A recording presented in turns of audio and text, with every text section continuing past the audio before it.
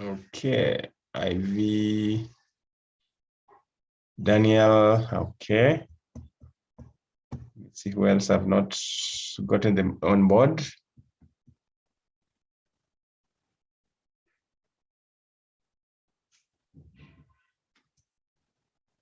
I think that's fair enough. So we have, for those who can speak, we have Jeff. Okay, Jeff, welcome. So we got Ivy, we have B, Kingoina, we have Daniel, we have Ismail, we have Rose. We have Jeff. Jeff has joined us right now. Jeff, welcome. Thank you, sir. Who else is here?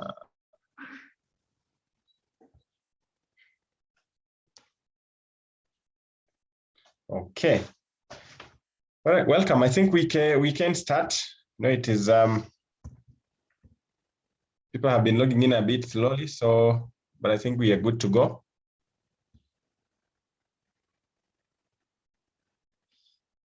So welcome, ladies and gentlemen, for the second part of management of objectives. And I'll be taking you through. For those who are not there yesterday, my name is CHRP James Wanyama. And I love the concept of training, and I'm also a trainer under SCHRP. But I'm also the executive director at the Institute of Pension Management. So I'm glad to be here today. So I think we can start. I don't know whether somebody can give us a word of prayer, a brief word of prayer as we commence. I request a volunteer.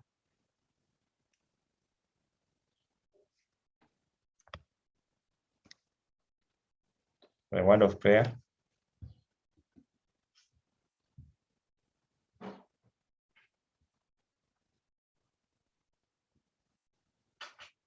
Jeff? Okay, let us pray. Lord, we thank you for this time that I'm meeting for our lesson today. Pray that as we begin our meeting, you be with us, guide our facilitator that be able to take us through well. We thank you and we bless you for the rest of the members, the team and the class. Give us also a good time as we interact. Thank you and we bless you. Jesus' name I pray. Amen. Thank you, Jeff. Thank you, everybody, for logging in. So it's a good morning, and just maybe a brief of what yesterday we started on part one of MBO, and ideally we had a discussion around who are the proponents of MBO.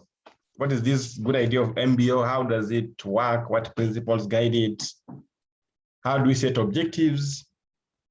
Because in most cases, we have so many objectives that we have in organizations, but then the question that we normally ask ourselves is, to what extent do we actualize these objectives? So we also delved on how do you set objectives and the different categories of objectives. How do we classify them? Because what has come out in most organizations is that people tend to only have an inclination towards certain categories of objectives. Yet, if you have a holistic, if you look at those 7 categories, then it gives you a very rich platform whenever you're doing your appraisals. So generally, that's what the conversation was about yesterday. And I'm glad that today we want to progress and look at the other concepts with regard to management by objectives. And even before we start, maybe I just wanted to throw in a question to just juggle our minds. Now, when you look at management by objectives, because conventionally, it is perceived to be a method of appraisal. In other cases, then, if it's a method of appraisal, how come, or what is the difference between this management by objective per se and the normal performance appraisal? Are we able to differentiate that? Are we able to have some sort of interlinkage between these two? Or is one a subset of the other, or they're completely interdependent, or they're completely dependent or independent of each other? That's the question I wanted to have it at the back of your mind as we start, so that you should be asking yourself, is this MBO part of an appraisal, or is an appraisal part of the management by objective? Then generally, then what is this management by objectives? If you look at it from that perspective, then at what point then do we talk about performance management and now the appraisal that comes in? So those are the questions I want you to ask yourself as we engage in this conversation this morning. So this morning, the focus of the discussion will be centered on, allow me to share my screen.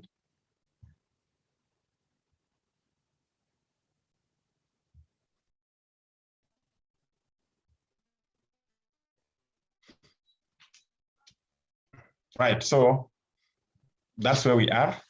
So we will be looking at these 6 training objectives.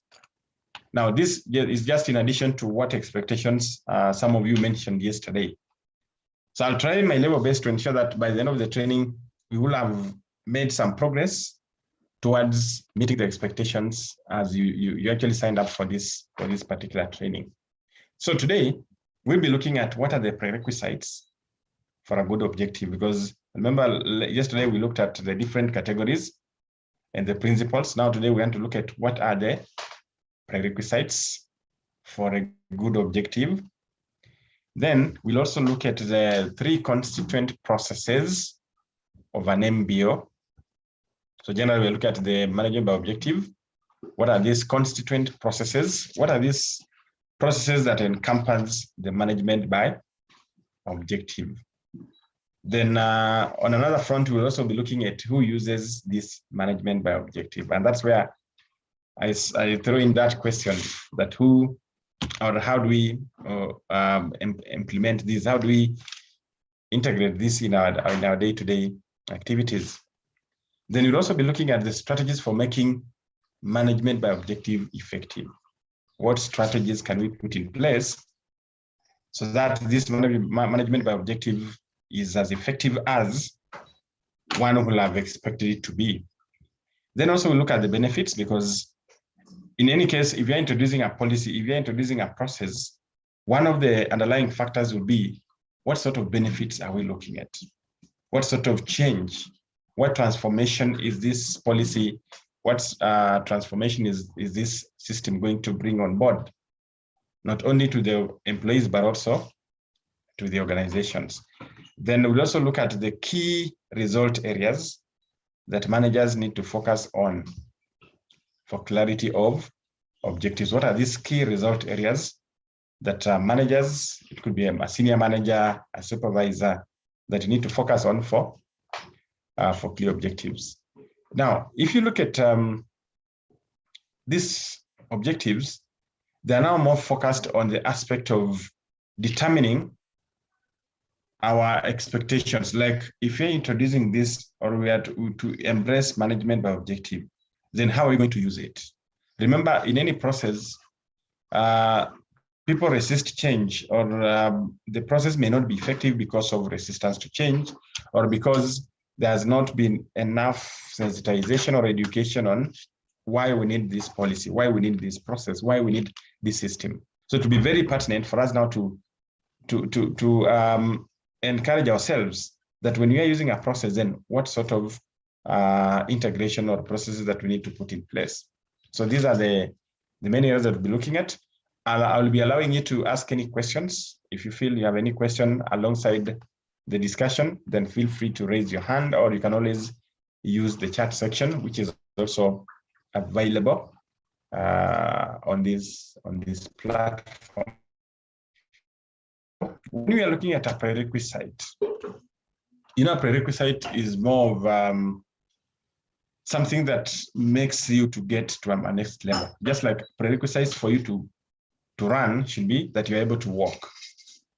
You cannot just wake up and start, and a baby cannot be born, and then all of a sudden they're running. So they must go through some prior steps. So yes, looking at the prior requirements for a good objective. Essentially, then we are looking at what makes a good objective. What sort of initiative, what sort of documents, what sort of decisions will bring about a good objective.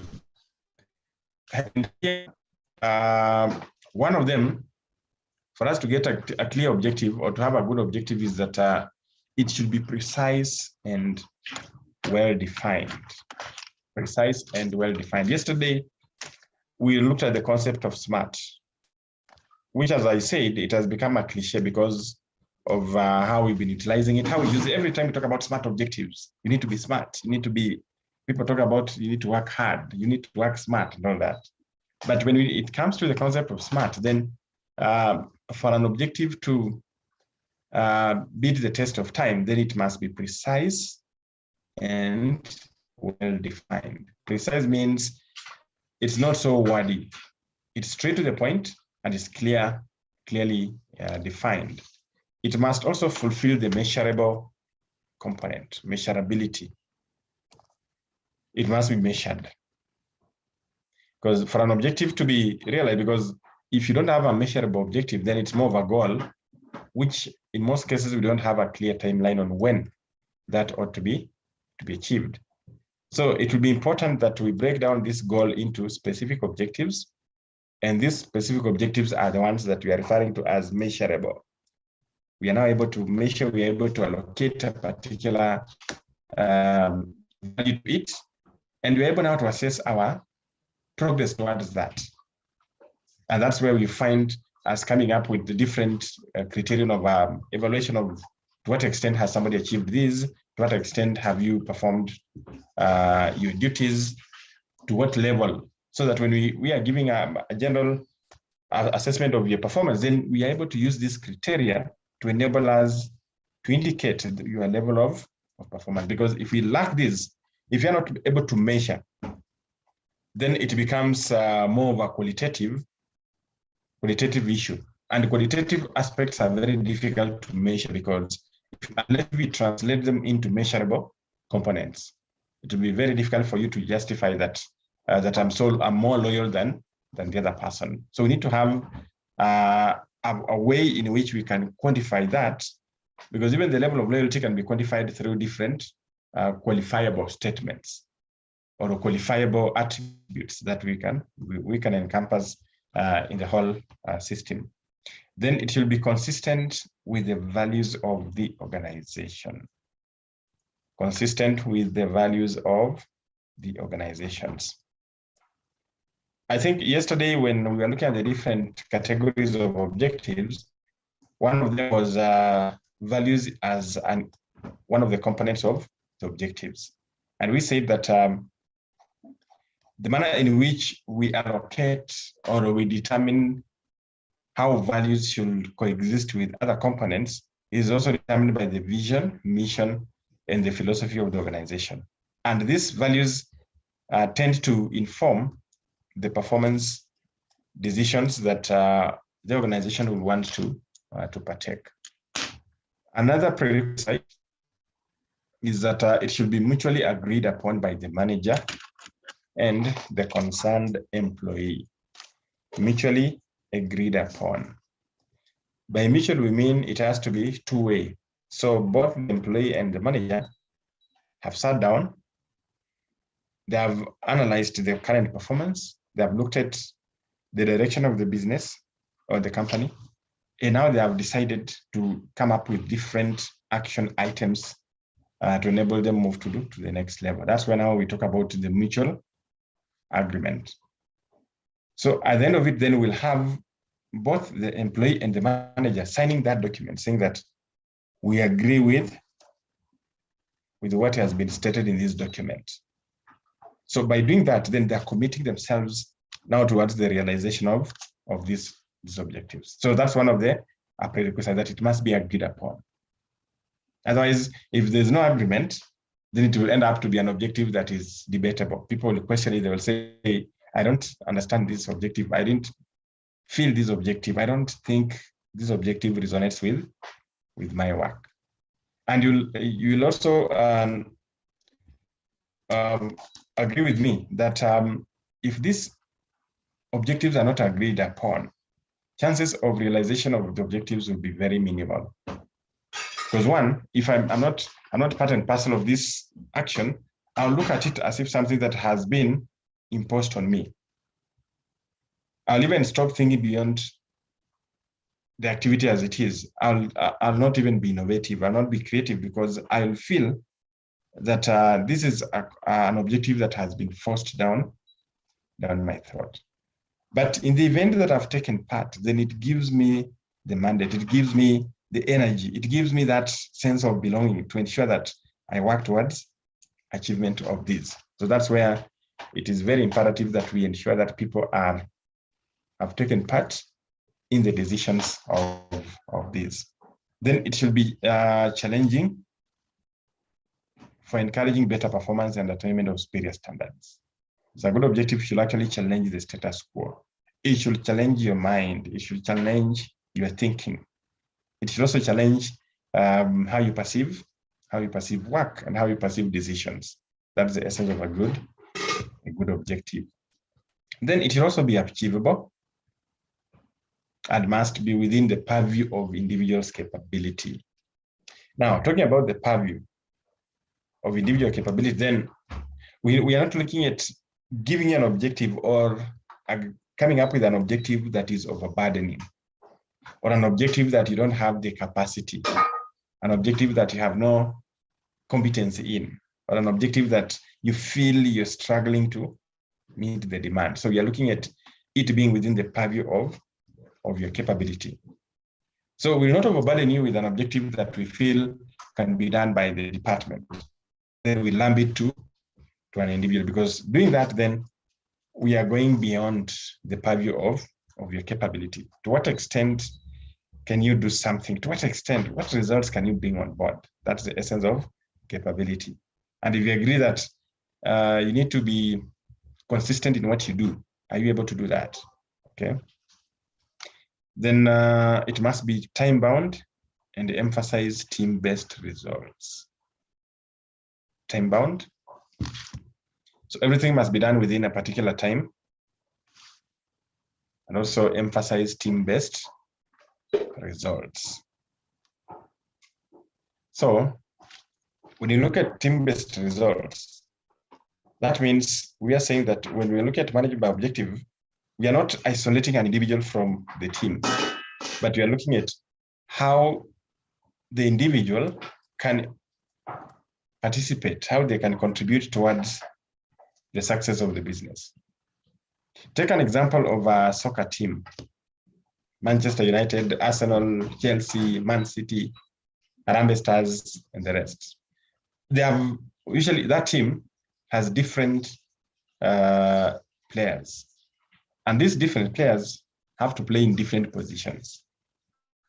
And each one of them, you can imagine if one of them decides to just walk in the field, chances are that team will not be cohesive, because if I'm just walking in the field and I'm not working as hard as the rest of the team, then I'll be pulling them behind. But if you look at a team that is very cohesive, whereby each of the players have the energy, they have the eager, and you can see that they have the passion to work and to run and to play, then you find that the team becomes so synchronized to the extent that you feel like it's a PlayStation when they're playing that game. So that's the element of that we need to look at, also the team results. So an individual or a player will not just feel that I'm the only one to score and run with the ball from one corner to the other and score. It has to be a collaboration between the goalkeeper, the other team members in between, maybe the defenders, then the midfield, then the wings, and now the striker. So we are looking at how each one of the roles within the team is so critical to the success of this team. So that's the same element that we need to look at it from the organization, so that even the people that we work with at the lower level, then what sort of contribution do these people have? If they have not prepared that tea, how will people feel when they come to work and they start asking, how come today there's no tea? Tea has not been served, or how come today there's no electricity, or there's no internet?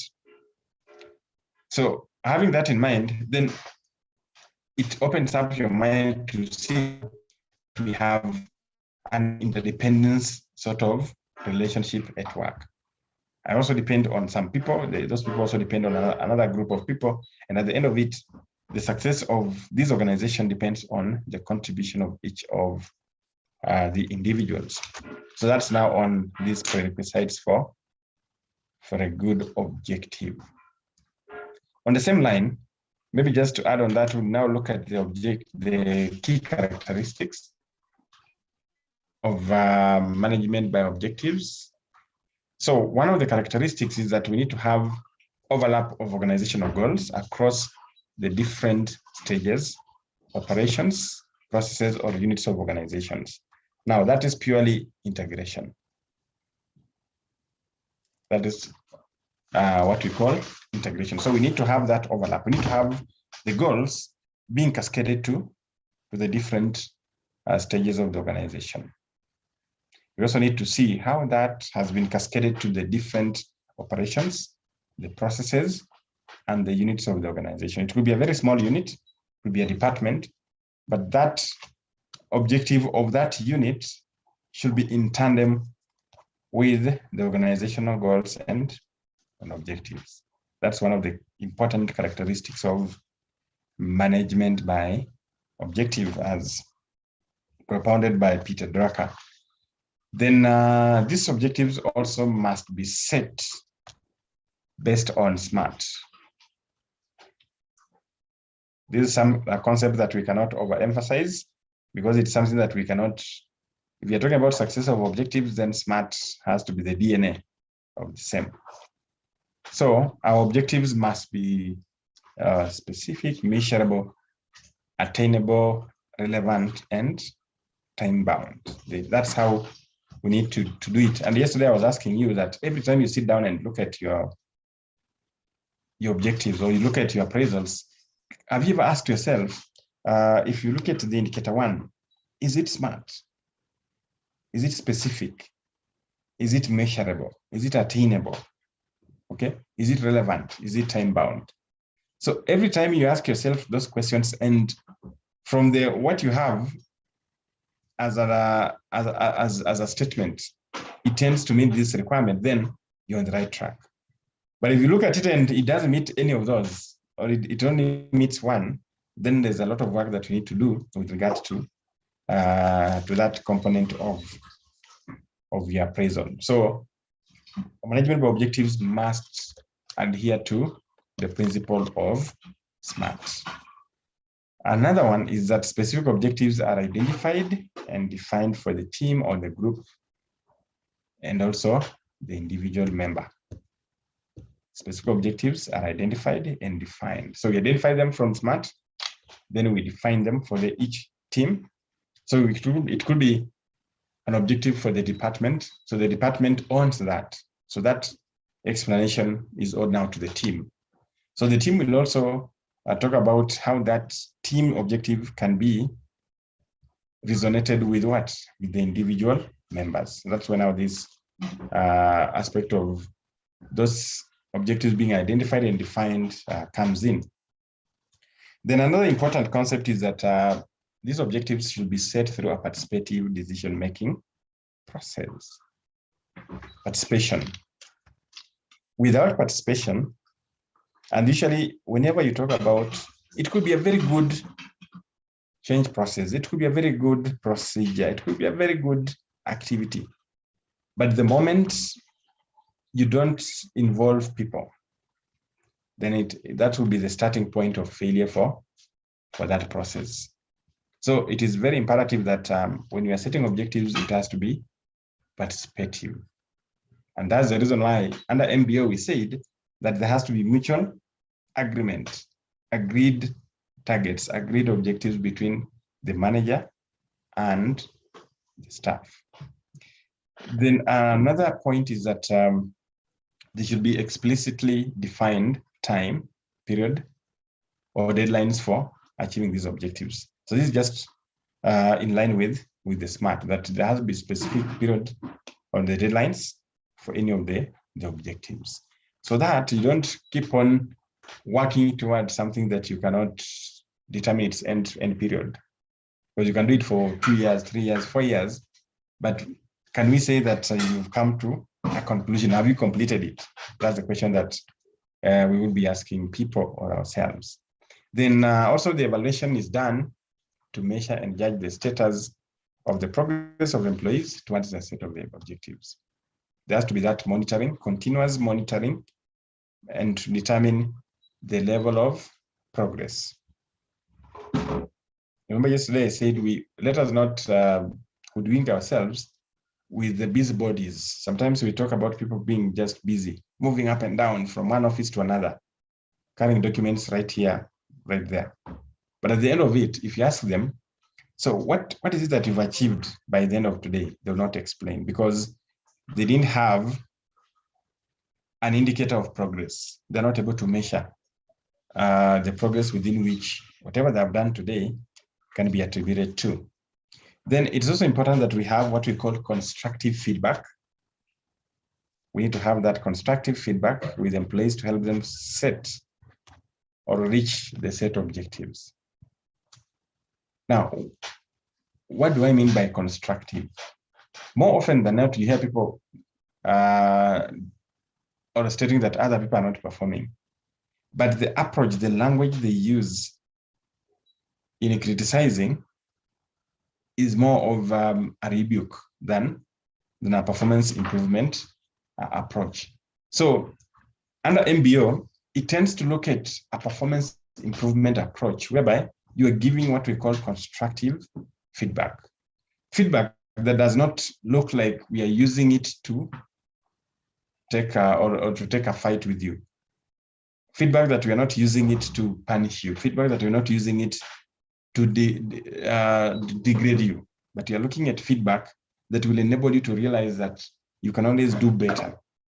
Or feedback that can make you feel that you can do things differently and you can improve, and you have the capacity to do what? To improve on that. That's what this constructive feedback entails. So this constructive feedback should be shared with employees to help them reach their set objectives. So that is another important characteristic of management by objectives. So the second bit of this, or the second component, is the 3 constraint processes. Now we are looking at the constraint processes that will make up the management by objective. So essentially, we are just looking at the pillars. What are these pillars that this management by objective is anchored on? So it's more of the 3-legged seat, or the 3-legged stool that we are looking at here. So we have this MBO, then it is being supported by the 3 constraint processes. Well, so we'll be looking at what these 3 constraint processes are. But research has found out that all these 3 constraint processes contribute in increasing the productivity of employees in an organization. So that's according to research. So we are looking at empirical research that can be, we can refer to, we can see when it was done, which organization, and what were the responses. So according to these responses, then it indicates that these 3 constraint processes brings about an increase in productivity of both the organization and the employees. So then what are these 3 constituent processes? One of them is participative decision making. I've already mentioned that, and it's something that we cannot run away from. There's no way you can implement any change. There's no way you can have people to chat your way. There's no way you can have people on board without them participating. It's just an element of making people feel that you value them, you recognize that they are very important, and that their opinions matter very much to the organization. So that's why we have participative decision making. Secondly, we have goal setting. Setting of goals, because as you all know, management by objective is based on what? On goals. So goals determine which objectives have to be set at what particular time and place. Then thirdly, we have objective feedback. Feedback that is meant to improve performance, feedback that is meant to give the correct image of the status, feedback that is not discriminatory, feedback that does not only paint a negative or a positive picture, but you look at feedback that will enable progression, feedback that will bring about continuity, feedback that can only stand the test of time, feedback that can be referred to at any given point. So meaning we look at feedback that cannot be questionable or questioned because maybe it did not, or feedback that does not carry the weight that is expected to carry. So ideally, these are the three constraint processes. So let's look at each one of them. Looking at participative decision making. What does that entail? What is this participative decision making? So generally, these are decision making, as I've said. We are looking at a process where all the people are involved in the MBO program. They come together and they make what we call key decisions regarding the program. You are there as a staff, you are there as an employee. To what extent have you taken part in decision making? It could be in a meeting. It could be that you've been appointed in a task team. It could be in a task force. It could be that you're heading an event. So what sort of decisions do you make regarding that program? That's where participative decision process becomes very, very, very key. So it's crucial that decisions should be made after appropriate level of participation from all key people involved in the program. Once people have been involved, and remember, involvement does not necessarily mean that you get approval from every person. At times, it's just the communication. When people just read the communication about what you intend to do, they just read the communication and they will not respond. But if you go ahead and implement the same decision, they will not question it. But if you today wake up and send a communication and say we are implementing it, whether they will have taken any sides or communicated or commented on it, this time it will not matter because according to them, you did not involve them. They were not consulted on this kind of policy or a decision. So it is very crucial that appropriate level of participation should from the key people or stakeholders should be done before the MBO is implemented. So, and as I said, you don't necessarily have to get feedback, but just communicating and constant, keeping people in the picture, keeping them to know what's happening is also one way of participation. So it's crucial that decisions should be made after that appropriate level of decisions. Now, what are some of the decisions that are made in this regard? So some of these decisions are the kind of objectives suitable for a particular area or work department. So that is very, very crucial. Is this objective suitable for this department? Is it suitable for this ICT department? Is it suitable for the finance department? Is it suitable for the organization? So that's the kind of objectives that also we'll be looking at when you're making decisions. Another decision that is made is the kind of feedback mechanism that should be used. Feedback mechanism. I know in different organizations, we have different feedback mechanisms that we use. Some of us use meetings. Some of us use, I don't know whether we still have those feedback,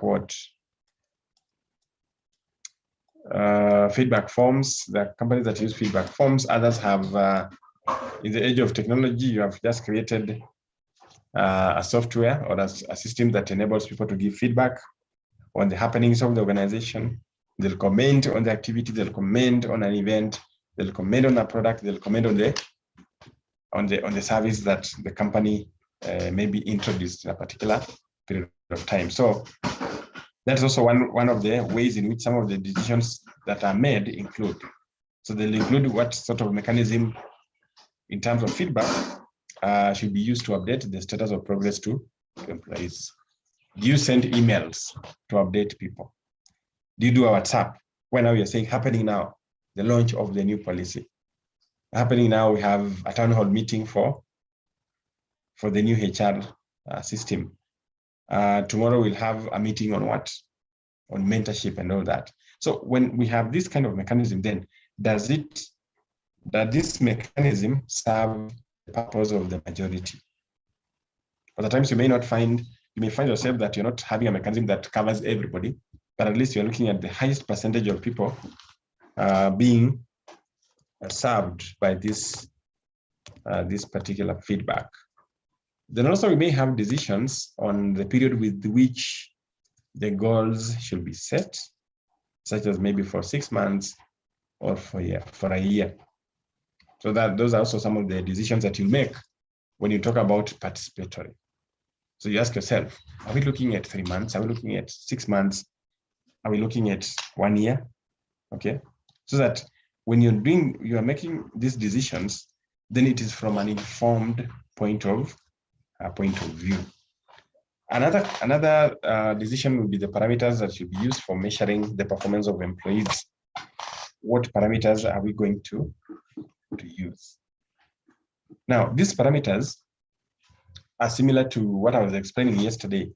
When you look at the different categories of objectives, that's where these parameters will come in. So that we ask yourself, if I'm to measure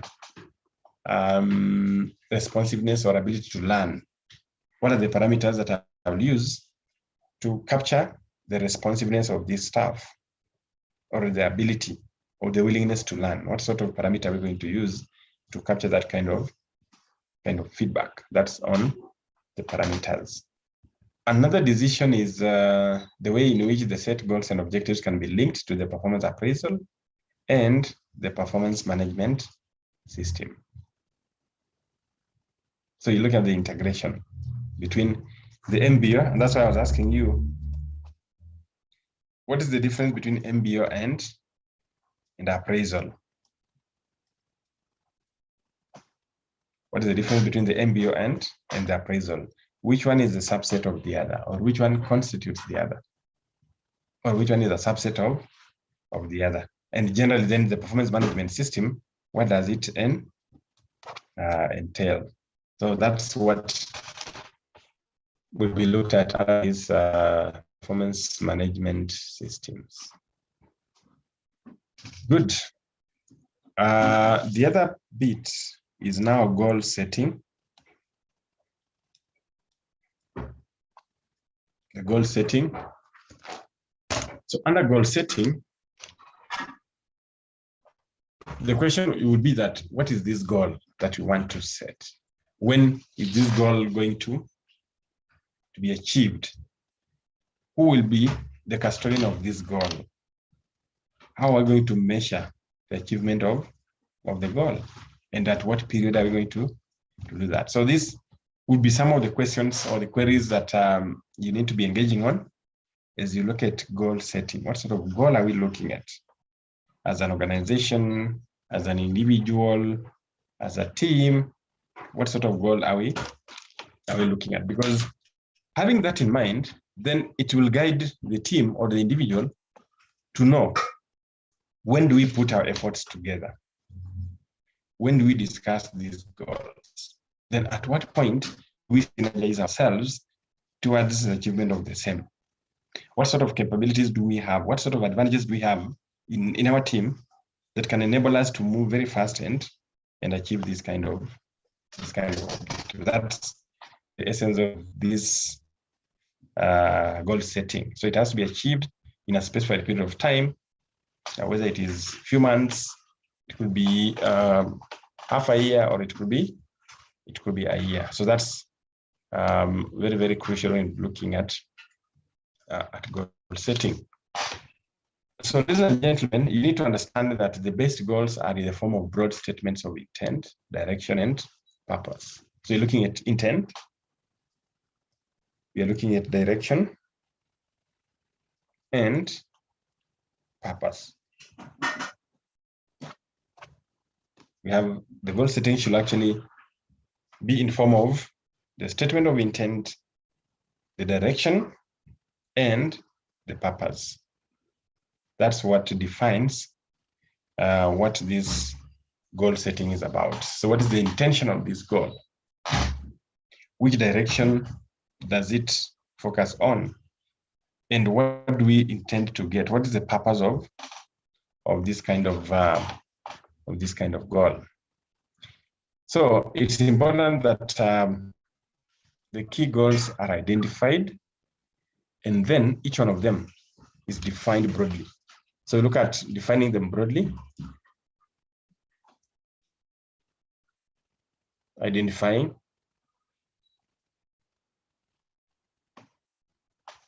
So it's identification and definition. So we identify the goal, then we define the goal. And we define this goal so that we show the determination of achieving the same goal. We want to show that determination, that commitment, that zeal, the energy in achieving this particular goal. And what direction are we heading at or heading to? For instance, if your goal, the goal of the business is to become innovative. I'm just giving you an example. So you want to become innovative as an industry, as a company. Therefore, we need to translate this goal into specific objectives. And when you're looking at innovation, then the question will be, we want to be innovative in what sector? So you give your sector, okay? And also you indicate the period within which you want to be innovative. So we're looking at the transformation from one point to another. I want to take you back to 2014, about 2014, 2015, when the government came up with the digital migration for the media broadcasters. That's a concept that was fought by so many media stations, but ultimately they came to appreciate that it was an idea that you will not run away from. It was an idea that you wouldn't think about. They had their own reasons why they were resisting this concept, but ultimately they came to embrace it. They came to feel that this is the way to go. And it took a lot of interventions, it took a lot of sensitization, a lot of learning and interacting and questioning and answering for the media houses now to accept that this is the way to go. It didn't even take so many years. Then COVID came. So COVID just came and now stamped the authority with regard to innovation, that companies have to be innovative. So you either innovate or you die. In the words of Peter Senge, that you must be innovative. If you don't innovate, you do what? You die. So there's that general tendency now towards ensuring that people work towards achieving their goal and collectively towards the achievement of the organizational goal. That's the essence of this goal setting. The third pillar is objective feedback. Objective feedback is our third pillar. So, management by objective process.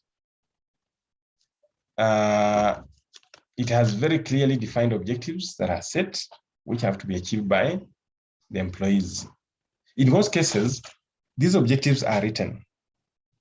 And you'll agree with me that normally you put them down and say, these are my tasks, these are my targets. So you write them down.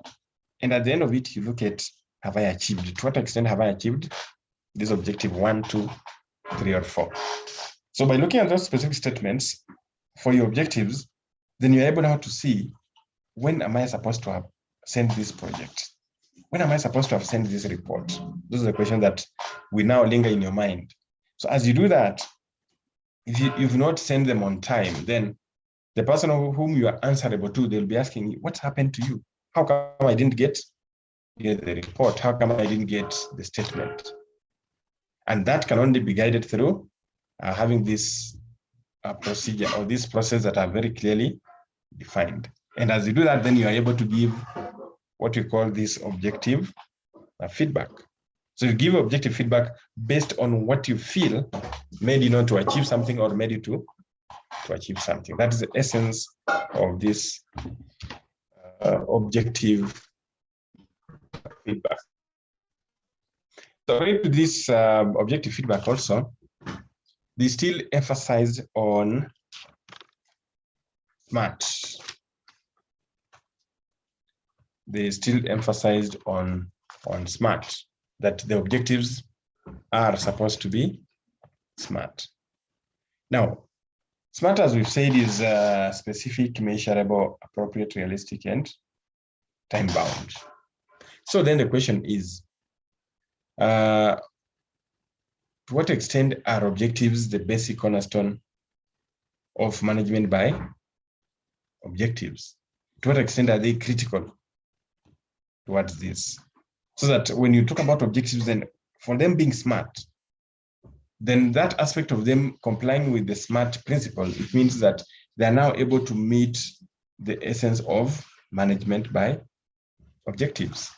And that's what brings in the various feedback sessions that will come or they'll be conducted to let employees know whether they're on track on achieving the set objectives. So when you do that, when you give those feedback sessions, that's when people understand that you're not doing very well, or they'll be able to understand that they're doing very well. That's the essence of these feedback sessions. Now, when do we give this, or when are we supposed to give feedback? Anyone to try on that? When do we give feedback?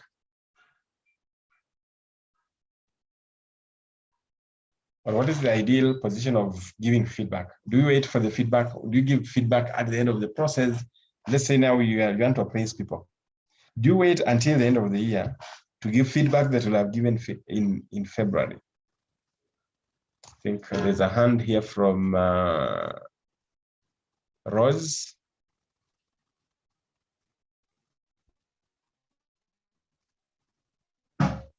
Rose?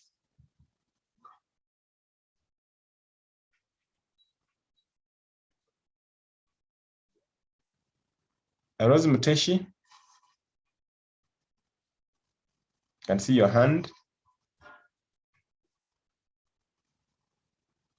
Okay, Christine says feedback should be continuous. Thank you, Christine. Okay, keep the messages coming. Ongoing basis from Rose. Thank you, Rose. Who else? Who else? Who else? Who else is sharing their opinion?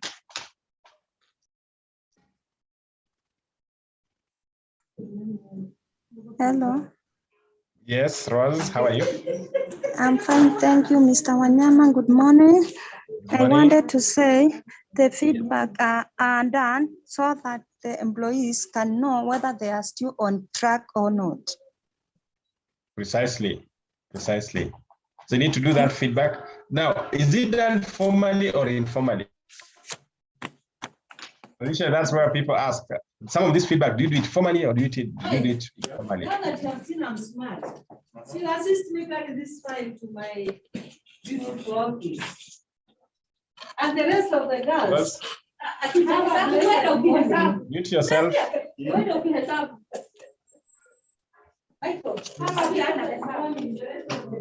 Mute Rose.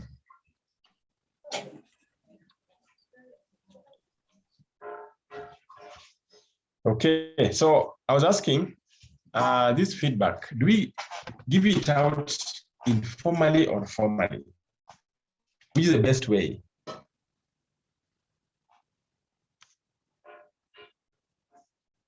What is the best way, or which is the best way of giving feedback? Is it formally? Is it informally?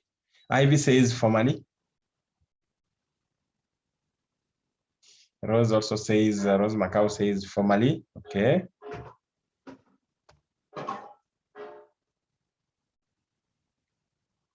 Josephine says formally.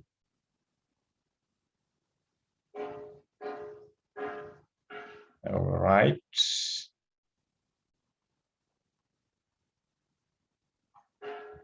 Christine says, I use both. Interesting. That's what I was waiting for.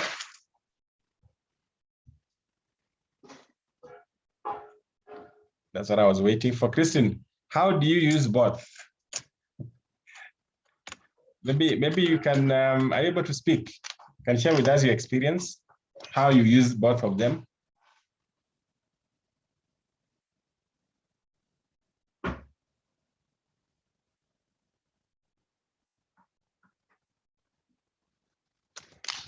Christine, can you hear us?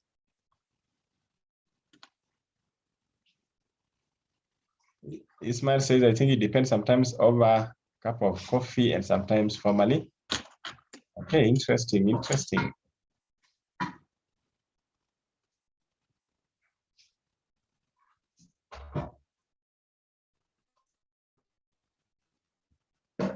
Okay. Oh, Christine says she can't unmute.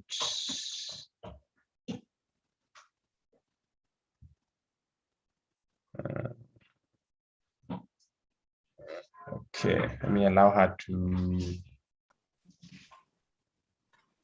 talk. Hello, you can hear me now? Yes, I can hear you. Yes, sorry. Yeah, I wanted to say that I use both because sometimes the issue you're dealing with is more of a soft skill issue that is affecting the work of the staff. Yes. And sometimes you don't need to hold formal sessions to just have a simple conversation with the staff about something that you've noticed, because sometimes staff are affected by personal issues, even home issues. So you just sit with them and tell them, I've noticed of late you're not consistent with your time. Is there a problem at home and all that? So you don't need to document and write that, because again, it will embarrass the staff. But you need to be a bit human and have an informal conversation with them.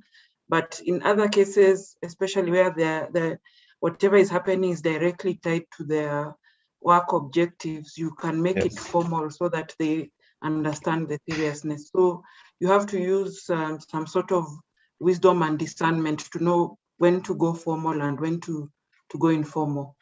Thank you. Yeah, thank you, Christine. Thank you very much. I think that's well articulated.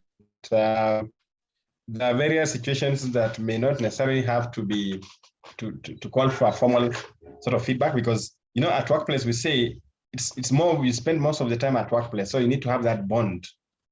So you're looking at you being a friend to your colleague, you're being a friend to your team, and that way then people will come and open up. And even if you're also telling them about the challenge that they're facing, they'll not look at it as if it's something that is very formal and will attract maybe a punitive measure. So thank you very much, Christine, for sharing with us your experience. Anybody else with a similar or a different opinion on how they execute this? Okay, I can see there's Opio here. Let me allow Opio. Opio, you can unmute yourself and share your experience.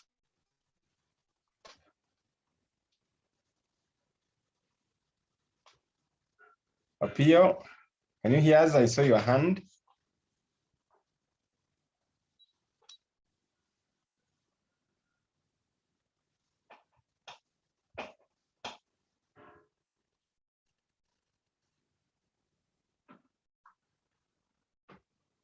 Opio?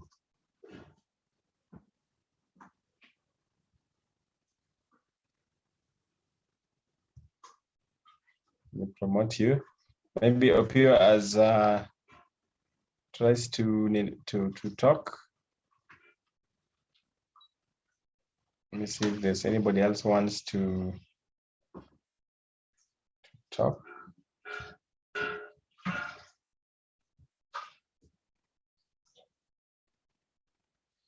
Well, so as I've said, ideally this giving feedback might not necessarily mean that we do it formally, because there are certain issues that are more informal. And I think the more the more you do it regularly, then you find that even doing this informal conversations becomes easier than if you wait and do it formally.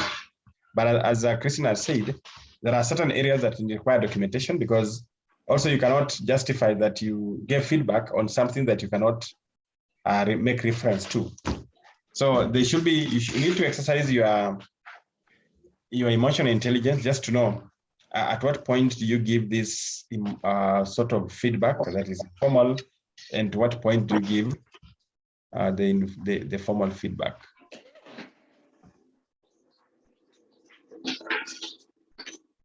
Opio?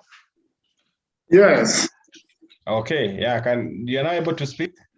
Yeah, I can now speak. I'm getting you. Thank you. Good morning to you. Good morning. Yes, I just wanted to make a comment. Yes. On that kind of feedback. Mm. I think, for instance, we are given a kind of a project to work on for 1 year. It is important to give quarterly reports on how the project is working, because sometimes there are situations which can bring about changes in doing what you want to do. You may meet some things which can prevent you from doing the right thing the way you want to do them. So you always report so that where there is need for improvement, it can be done. Sure. Very true. So it will depend actually with the period within which maybe that task or project is supposed to be, you need to report. Yes. Thank you, Opio. Yes. Asante sana. So as still on the same line, that means this, when you give feedback, it enables you to know the progress you've made. It also gives you some sort of the point within which you need to either move at a particular speed, whether you are moving within the period of time or not. Let's all be participative to this. Yes, Ross says, yeah, from Ross says that let's all participate because it's an important session for each one of us. Thank you, Rose, for that response or for that input. Good. Mary, giving informal feedback is a way of working with the employee. Okay, Mary has also highlighted that giving informal feedback is a way of working with the employee. All right. Thank you.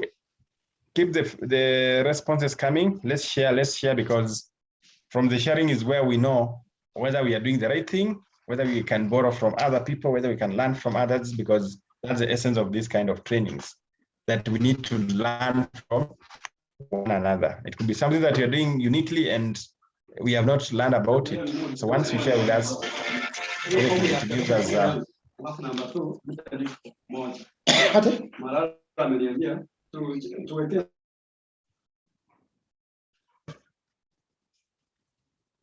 who is here? Appear mute, kindly mute yourself. Yes. Okay. Yeah, so we have, keep the comments coming. I can see other people are talking about why the feedback is important.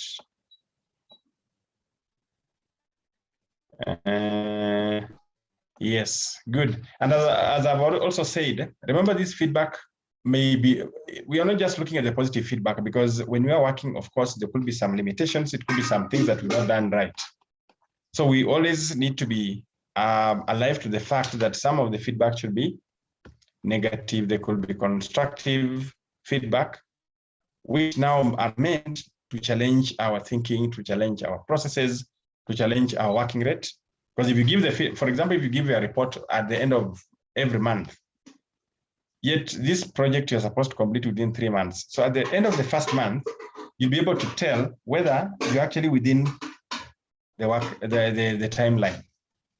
If you realize that you've deviated from the timeline and maybe you've the tasks that was stipulated have not been attained, then it now changes your work rate so that in the next phase, the next month, then now you have to to increase the speed at which you're working, or even to increase the workforce, or to just increase the manner in which you are working, so that you are work within the time frame that is stipulated. So it gives you that progress. You're able to monitor your progress systematically to know where you are at what point. And like if you don't give feedback. Christine also says something about the halo and horns effect, where some supervisors only see good in staff and others see evil. That we have the horns effect and the halo effect, where some supervisors only see good in staff and others see only evil. This is a very interesting area, Christine, especially when, and it happens when people are doing appraisals, or when you're doing you just want to appraise other people. And it's two-way. Well, we may have this supervisor that is affected by the halo effect, and also maybe is affected by the horns effect. And I can start with a very basic concept. So today I walk into an interview for a job, and the first person I meet is my friend called Christine. So Christine is on the panel, and she says James has come for this interview. Now, if we used to be good friends with Christine, chances are that Christine will try to show an impression that she likes the characteristics of James and also the competency and all that. On the other hand, if Christine and James were not in good terms before, chances are the moment James appears on the panel, Christine will be the first person to fire. We call it throw in a very tough question to James, just to intimidate James, and James feels that they're not up to the task. But anyway, that's just an element of, and it happens mostly because when people know that maybe Christine has come for this job, and we work with them, or we go to the same church, we've been in the same school, we come from the same home and all that. That way, then you find that it affects my judgment.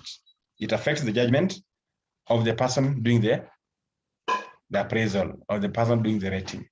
That's the halo effect, whereby your judgment is affected by the interaction you've had with this person, or it's affected by the experience you've had with this person. And in most cases, it is the positive experience. So you tend now to overlook certain weaknesses of this person because of the prior experience that you've had. And we normally say that it affects even the judgment, because if I'm your friend, chances are that if I don't become objective, I will end up being affected by the halo effect.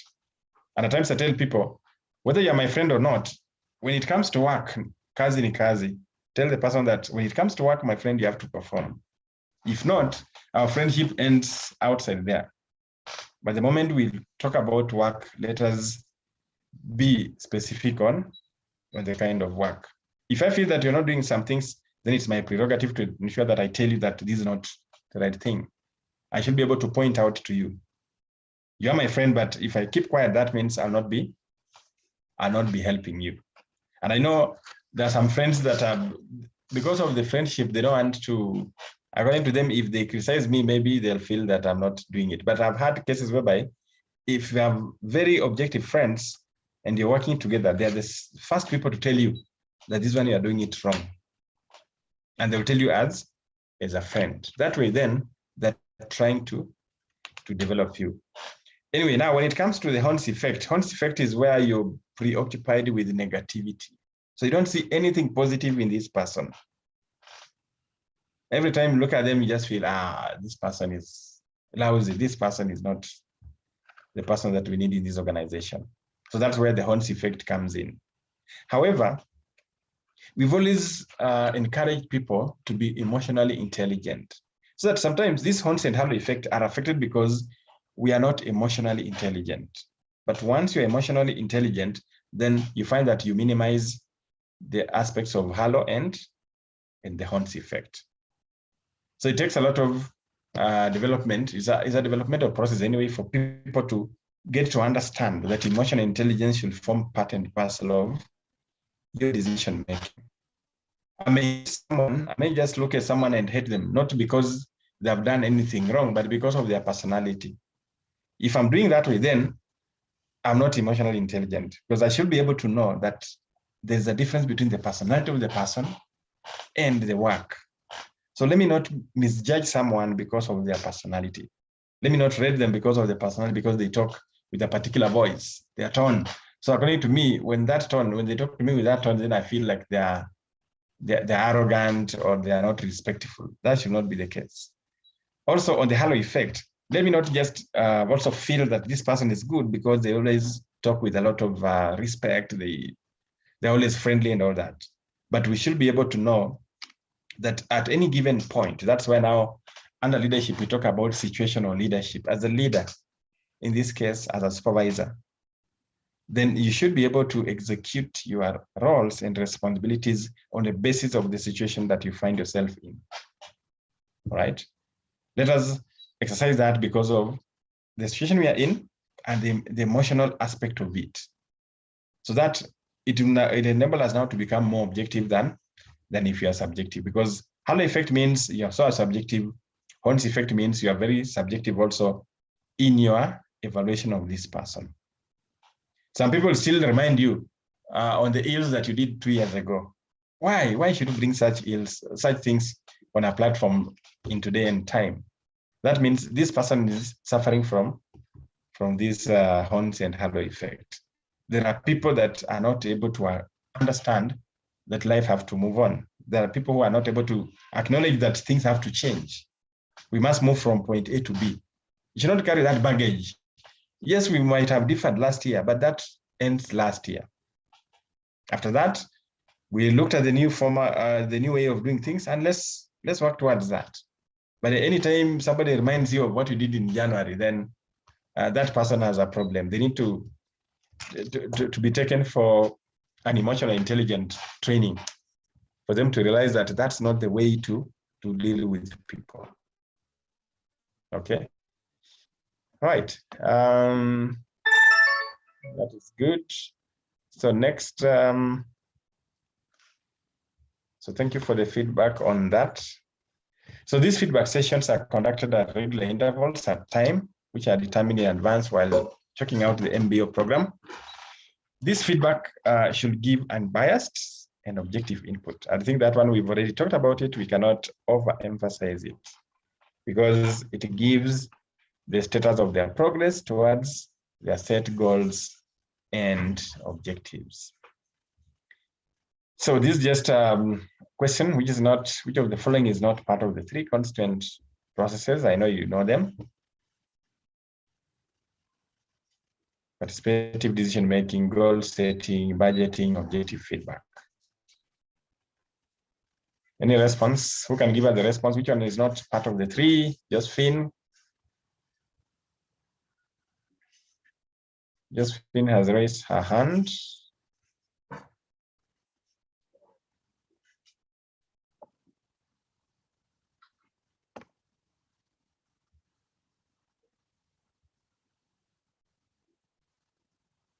Okay. Hello. The feedback budgeting, yes. Yeah, it's budgeting. Okay, thank you. Thank you for that. Let me see the chat section also. We have Daniel. Yeah, good. Yes, we have Josephine says budgeting. B says budgeting. Ivy, Daniel, Mary, Rose. Wow, thank you very much. Yes, it's indeed budgeting. Because the other components, the main components, we say there are 3: participative, decision making, goal setting, and objective feedback. Right. So goal achievement management. Let me move to goal achievement management. And when you talk about goal achievement management, we are basically looking at what mechanisms can we put in place to track and manage our goals? What mechanisms do we put in place so that we're able to say, from the goal to achievement, what sort of action points, what sort of activities do we put in place towards the realization of the same? And some of these mechanisms are the policies. We also have programs, we'll have actions, and we'll also have the criteria. So we'll have the policies, we'll have the programs, we'll have the actions. At the same time, also we'll have the criteria. Now, policies. What are policies? A policy is simply an action plan or a plan of action, which you may adopt as an individual or a group, but they will help you to guide you, and so that you're now able to work within a particular threshold or framework of a particular action. So it gives you the guideline within which, so that you don't deviate so much from the action that you're doing, and you keep track of the direction that you are heading to. So it's important that these policies are formulated and adopted by the organization so that they help employees achieving the same. But if you want people to implement policies which they are not clear about, then you find that you'll have a big problem in implementation. Okay, Rose says, yes, okay, she had a problem with technology. All right, that's noted, Rose. So as I've said, policies need to be understood from the initial stages of the organization. And I know this is what plays key when it comes to the induction. When you're inducting staff, do you ensure that these policies are understood? Do they have a copy of these policies? And it's not just having a copy. Do people read these policies? I know people do not read the policies until they are referred to, and maybe they have not done something, then they are referred to the policy. Our policy is like this. The policy says this. That's when somebody feels, oh, so it's in the policy. I never knew it.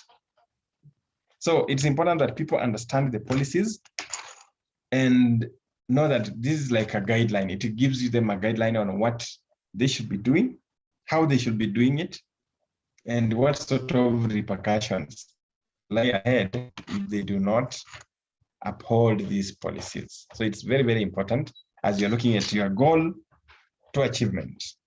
What policies will make you walk alongside that to get you to the next level? That's why they are very, very, very, very critical to this. Secondly, we have programs. Now, programs could be some actions that you put in place. It could be an interpersonal program. It could be a recruiting program. It could be an induction program, for example. When people join the organization, they're taken through the induction. Then they're taken through some other trainings. They're taken through maybe monthly programs, review programs, and all that. So those are the ones that can be classified as programs.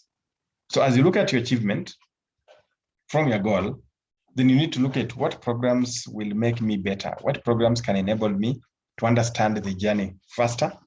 What programs will make me to get to the point easily? What programs can enable me to have more knowledge? What can enable me to gain more skills? What can enable me to know who am I supposed to work with at what point, and what sort of challenges do I expect? So that all that should be encompassed in this program. So this program will give, as I've said, a series of activities that will enable one to attain.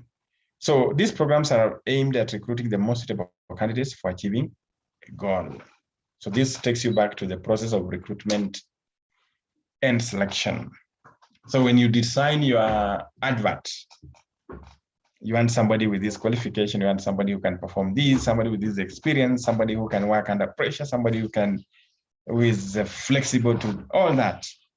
You're trying to determine or to define the person that will fit in this, will actually run with the goal to the next level. You're looking at somebody who will drive this journey. They'll be able to be on the driving seat for them to achieve the goal that is ahead of them. So looking at that, then the goal achievement mechanism includes these programs. programs that are supposed to support the person to know more about what sort of activities are included in these, to know more about the challenges ahead, to know more about what resources can be accessed, how available will these resources be, to know about the sort of rewards that are also awaiting them, and all that. So it's all about the programs. Then we have the actions, the action plan, or we call it as the action plan or the plan of action in normal sort of conversation. So an action ideally is what you've put in place, that task, and the completion period. So you're looking at these specific initiatives, the specific actions or activities that need to be done to achieve the objective. Maybe you need to have a plan, you need to draw up a plan, you need to allocate resources for you to move to the next level. Could be you just need to ensure that you have the right capacity, you need to have undergone a particular training for you to start on something. So those are the actions that people need to put in place. Let me ask you, if you are seeking for promotion, that's you have a goal and you want to achieve it. For you to achieve it, maybe one of the requirements for that position is that you must have gotten this qualification. Let's say CHRP, or let's say you must be have had this number of trainings, or a particular training in maybe strategic leadership training, for example. So as part of your actions towards achievement of that goal is to ensure that within this period of time, you undertake the CHRP, if it's that's the necessary requirement, or you partake this leadership program at the end of it. I remember last week somebody was calling me. They were applying for a position which required them to have done a strategic leadership position. So when they asked about, that person called me and asked, how do I get this leadership certification? Then after engaging them, they told me, there's this position I'm applying for, the deadline is next week. I told them, my friend, that one automatically, that qualification, you cannot get it. Reason being, it's a program that you have to run, you have to be in for a period of time. So it's not something that you can just wake up and say you'll do it for 2 days or 3 days. Now, that's already is an action that this person needs to put in place towards achievement of that role. So after the conversation with him, then he realized that now that's a program he needs to pursue right now for subsequent opportunities that he'll be looking for. So you don't have to wait for an achievement that you're looking at for you to pursue an activity. You need to start engaging in that activity as early as possible in preparation for the achievement that you're looking for. So the example that we have there is for completing a testing of a software by a specific date will help to fix the bugs or defects in the software on time and also deliver the software to the client on time, which may be an objective that has been achieved. Then next we have criteria. So criteria is a basis for comparison or a reference point against which things can be evaluated. So let me ask you a criteria for recruiting a person. So you'll say 1, the number of years, 5 years and above, that's criteria number 1. Another criteria must be a member of a professional body. That's another criteria. 3, this must have a certain qualification, maybe diploma or degree. That's another criteria. This person should be a good, maybe must possess a good analytical skills. All those are now the criteria within which you can use to get to a particular achievement. So giving you the same example I've given you about this gentleman who called me last week. When he was asking about now this course, or having done this course or not having this qualification, that was now one of the criteria. So I told him, next time you need to look at the requirements for the job and ask yourself, if this criteria is to be used, what percentage, what probability of me do I stand to get this position? If you assess yourself and you see that you're not even 90% or 70%, then you need also to put in some activities within your professional development to ensure that you start moving towards some of these requirements. So the criteria has to be specific to protocols, measures, or standards that are used for monitoring progress. So if you're looking at it from the goal, if our goal is to change, maybe to increase customer satisfaction within our department for the next 3 months, then we should have those criteria that how are you going to measure? One of the criteria will be, you look at how many complaints are we receiving every day? How are we handling those complaints? How many positive response are we getting? So all these now will inform you what? Your criteria. How many customers are we losing? So all that informs you the criteria within which now you can be able to use to determine whether you're on the right track or you've lost direction in relation to what you need to do. So ladies and gentlemen, let me introduce let's look at some of the examples here that relate to what we've discussed. And so you know that MBO process, the objective must be set SMART. So what is the test for SMART objectives? So SMART objectives tell what is to be accomplished by whom, why, and when, basically. So in order to test the objectives that you have, check whether they are SMART or not, ask the following questions, and every objective must meet the following criteria. I think this is what I said yesterday, that always look at the objectives and look at them. Are they measurable? Are they time-bound? Are they specific? For example, is it specific? Does the objective specify and talk about one and only one thing? Do both the manager and the subordinate exactly know what output they want? Those are the serious questions that you ask yourself. Is it measurable? Can the output be quantified? Is it appropriate? Does the subordinate have the ability and power to accomplish the task? Will it work? So that you don't find yourself having so many objectives that are portraying that this company is moving to the next level in the next few months. Yet you have people that do not have the right capacity. People do not have the right skill. They don't have the right competency. So that way then, you'll only have that on paper, but you'll be asking yourself, why are we not achieving this? Is because it was not appropriate. Is it realistic? Can output be achieved based upon past experience and data? That it's always very good to refer to the previous performance so that it informs the subsequent performance. At times when people say that, no, let's ignore the past, it's not good, because at least there's something that you learned from the past. It may not reflect on a one-to-one in the present or the future performance, but it gives you a foundation within which your subsequent engagement, your subsequent decisions can be done. So you have to look at how in the allotted time with a given amount of resources. If in the last 5 years, you've never achieved, let's say, a budget for the company, if the company has never achieved its budget for the last 5 years, what informs you now to say that you want to change the budget, to increase the budget by 70% again? Yet even the initial budget had never been achieved. So you must have a lot of conversation around that will inform you to move from the current state where you've not even achieved 100%, but then you're now moving to 170%. Is it then the other question is it time bound?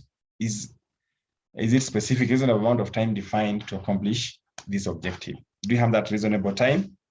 Do you think this task can be accomplished within the 2 hours?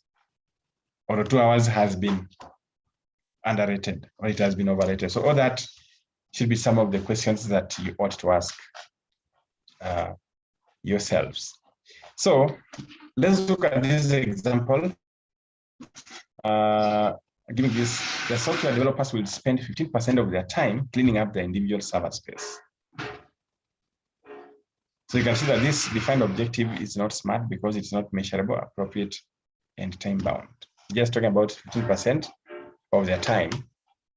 Is it 15% of the whole year? Is it 15% of every day? Is it 15% of 2 years, 3 years, and the rest? So let us now see how the same objective can be written as SMART. Take note. Software developers will spend 15% of their time cleaning up their individual server space. That's not smart. So we have to maintain a good amount of free server space, and for ease of maintenance of servers, software developers will spend 10% of their time each week cleaning up the individual server space, and up to 5% of their time backing up all the data on the backup server. So look at that objective and look at this. One is just talking about spending 15% of what time, I don't know which percentage, but the next one talks about that they'll spend 10% of their time every week cleaning up the individual server spaces, and up to 5% of their time backing up all the data on the backup server. Now that qualifies that to be smart. Another one, to improve parking area for the handicapped and elderly. That's where somebody also came up with this as an objective, that the objective is to increase the parking area for the handicapped and elderly. And you can see that this objective is not smart. So how do we make it smart? To provide easy access to elderly and the handicapped, the maintenance crew will assign 4 handicapped parking spaces, install a handicapped inclined ramp for entry into the building from the parking area, 3 side benches, and 4 new interpretive signs in the parking area by September 1st. So you can see, you've looked at the specific number. You've also looked at by when and how it will be done. So that takes you back to where we say smart objectives ask the following questions. Smart objectives tell what to be accomplished, by whom, why, and when. That should be your guiding principle, even as you look at these examples. Okay, another objective here is employees will work to spread awareness about misuse of identity cards at workplace. Employees will work towards spread awareness about misuse of identity cards at workplace. It's also not a smart objective. So how can we make it smart?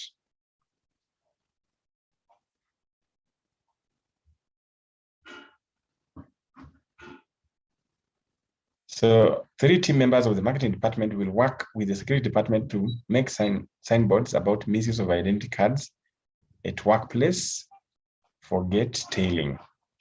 So they'll have that to ensure that now it gives them how many people will be involved and what sort of activity are they going to put up. Signboards will explain the significance of the use of identity cards for entry and exit, and the penal consequences of not following procedures of use of identity cards. Signboards should be ready by August 1st and be placed on display, 1 each at the reception desk, cafeteria, and outside the entry door. So this statement now tends to shed more light on when, how, why this aspect of security and entry should be captured. Good. So let me move to the next concept, unless if there's a question.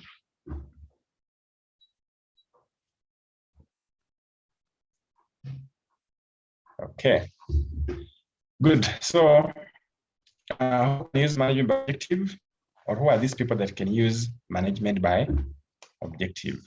It's appropriate for what we call knowledge-based organizations, especially when organizations have competent employees. Knowledge-based organizations. It's also suitable for use in organizations which want to develop their employees' management and self-leadership skills. It also increases creativity, understanding of knowledge, and increase the initiative. So you're looking at, if we are looking at people who want to develop their capacities, then this will be the best program to implement. It's also used by high-level executives for managing various employees who are deputed abroad in foreign offices and to keep tab on their set and achieved goals and objectives. So you should be asking yourself, do you fall in any of these categories? So which of the following is a basis for comparison, is reference point against the other things can be evaluated? So we have criteria, we have policies, we have programs and actions.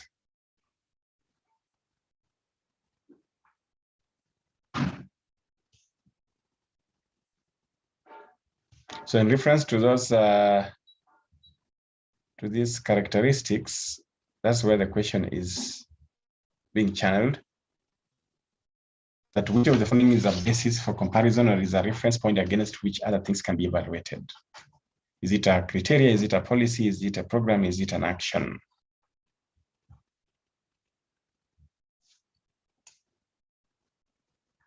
Anybody to respond? You can use your chat section to respond to that, or you can raise your hand, or you can speak. You can unmute yourself and share with us. Mary. Okay, Mary, there, I can see your response. Mary says criteria. Ivy says criteria too.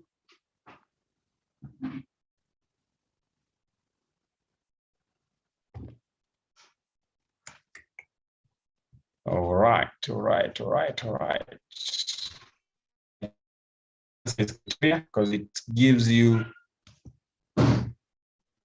the comparison against which other things can be evaluated.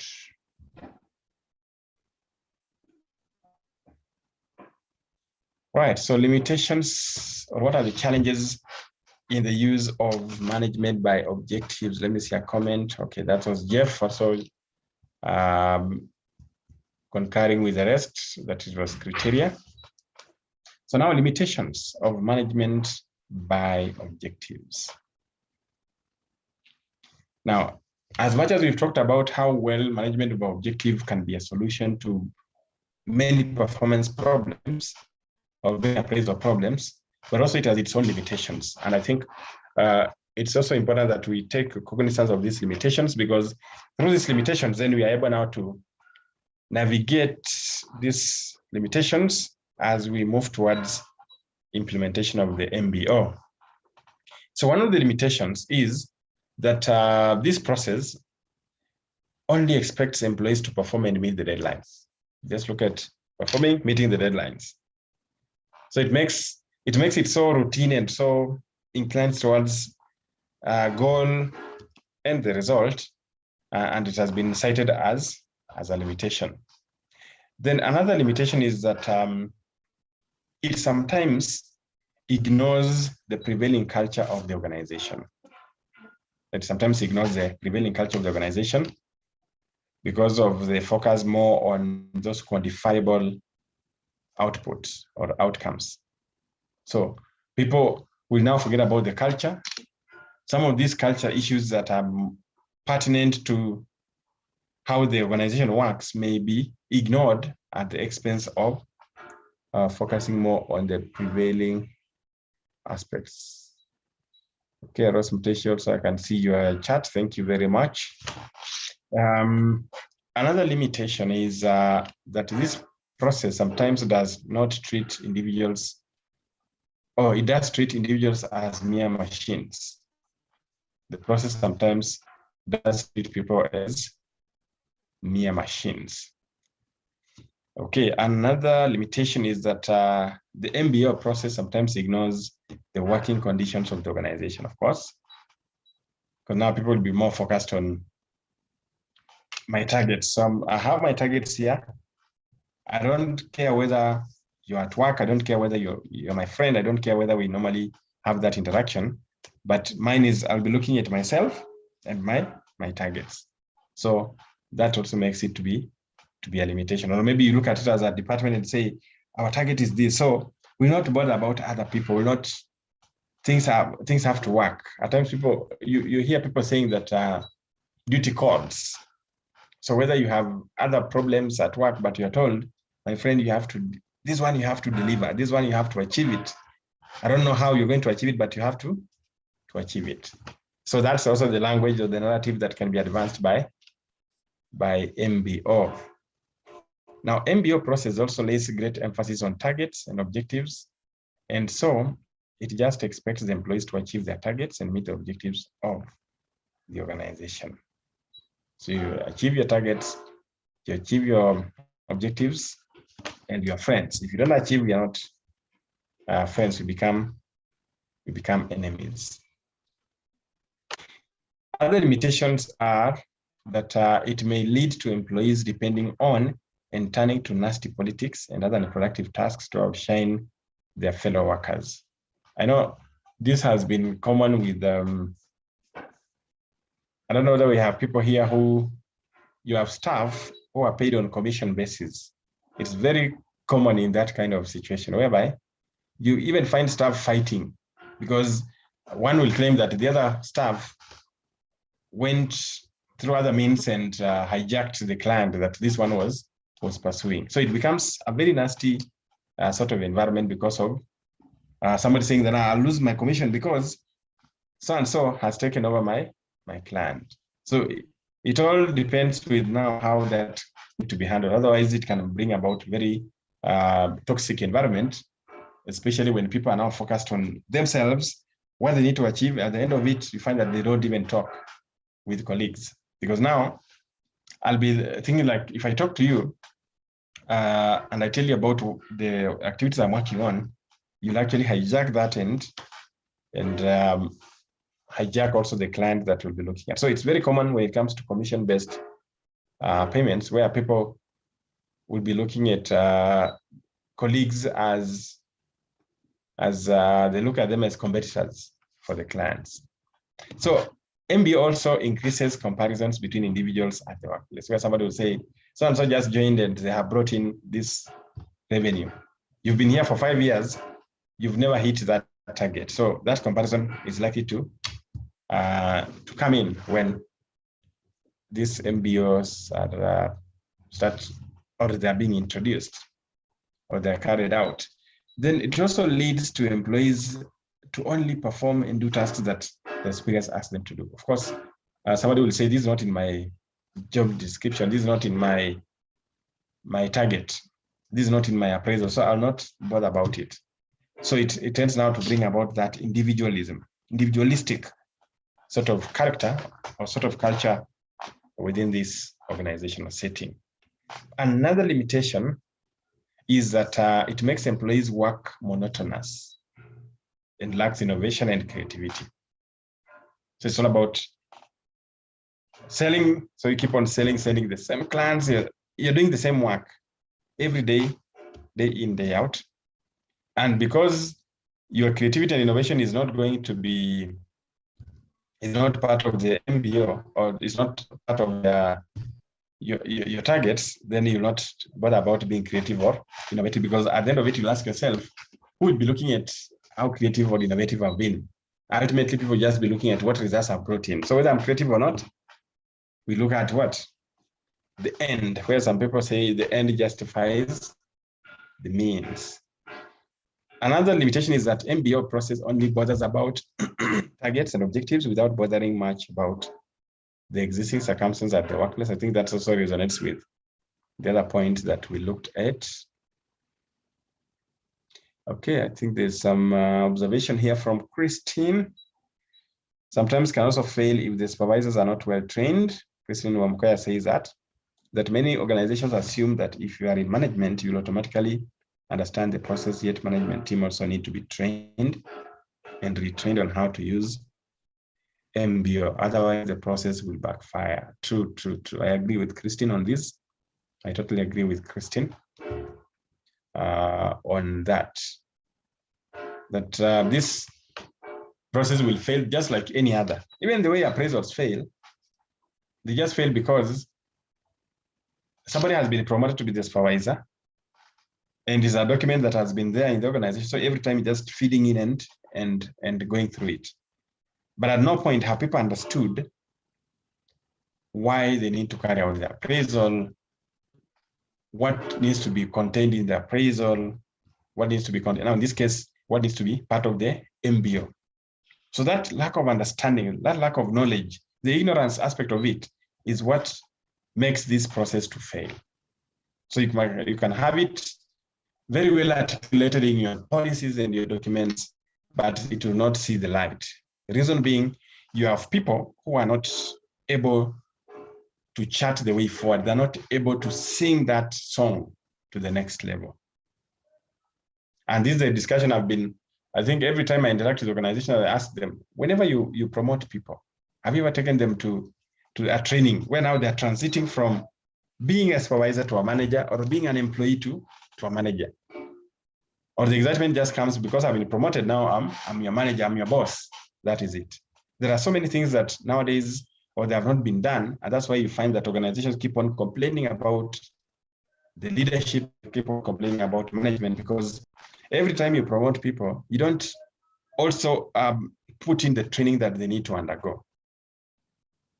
Because if I'm moving from the particular position to another position, it doesn't mean that I'm capable of that position, but I'm being challenged. So my challenge, as I get challenged to that, I also need some resources. I need some programs that can make me to fit in that position very well. So I totally agree with you, Christine, on this, that this process will fail because people are not well trained.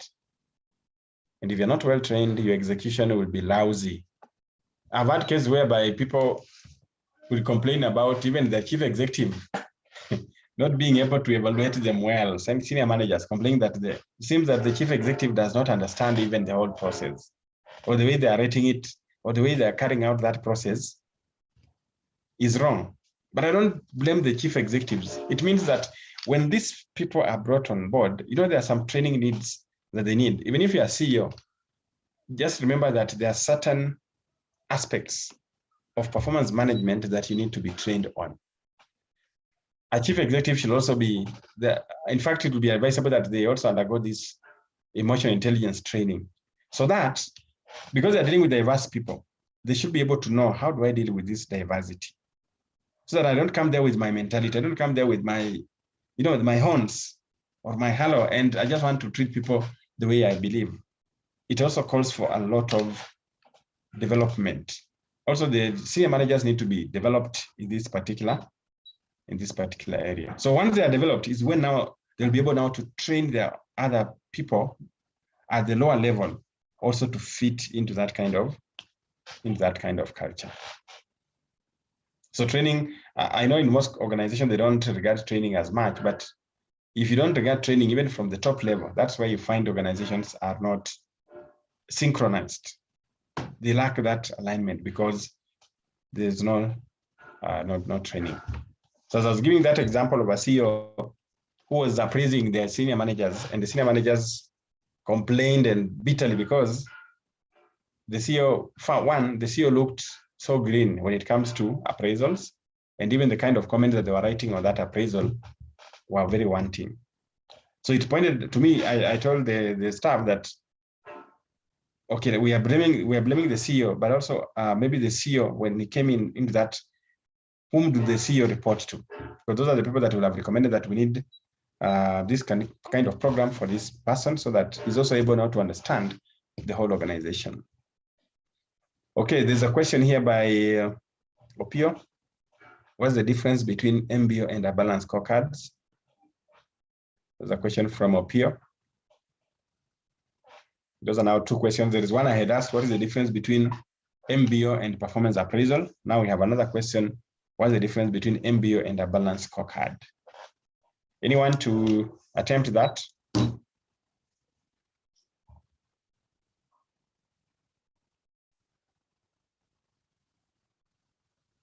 Any professional to weigh into that?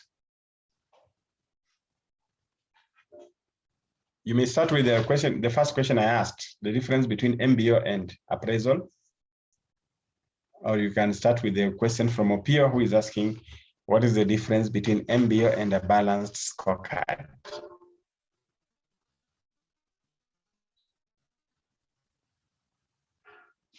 Anybody to try that?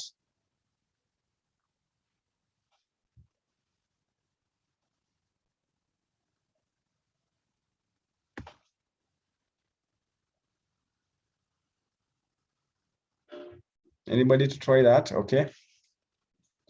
Fine. So let's think about it so that we can respond to that query.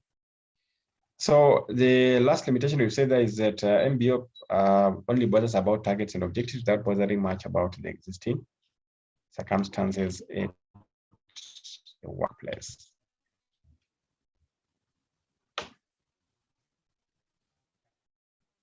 So next we have the strategies for making MBO objective or effective.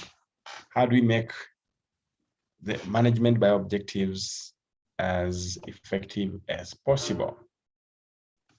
Now we need to bear in mind that